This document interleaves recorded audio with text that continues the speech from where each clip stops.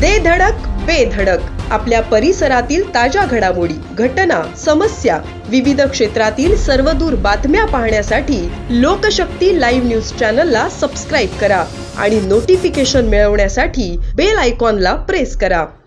कर्जत तालुक्यात गेले 2 दिवस अवकाळी पावसाचा जोर सुरू आहे।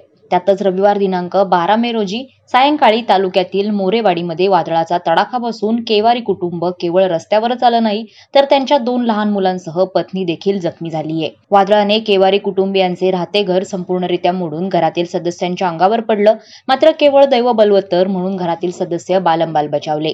दरम्यान केवारी यांच्या 2 लहान मुलांवर कशेळे येथील ग्रामीण रुग्णालयात उपचार सुरू आहेत। हवामान विभागाने कोकण पट्ट्यात अवकाळी पावसाचा इशारा दिलाय। त्यानुसार गेले काही दिवस वातावरणात बदल देखील सुरू आहेत। त्यातच रविवार दिनांक 12 मे रोजी कर्जत तालुक्यात सायंकाळनंतर सोसाट्याच्या वाऱ्यासह पावसाला सुरुवात झाली।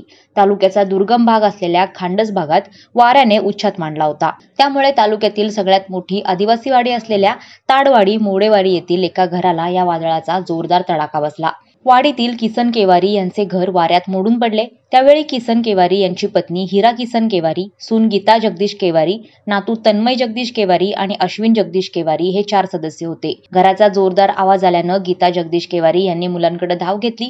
त्यांना मिठीत घट्ट पकडून ठेवलं, मात्र तरीही 2 मुले आणि मुलांची आई हे जखमी झाले तर हिरा केवारी यांना किरकोळ दुखापत झाली आहे। ही घटना समजताच वाडीतील अनेक नागरिक धावून येत त्यांनी घराच्या मलब्याखाली अडकलेल्या केवारी कुटुंबाला बाहेर काढलं।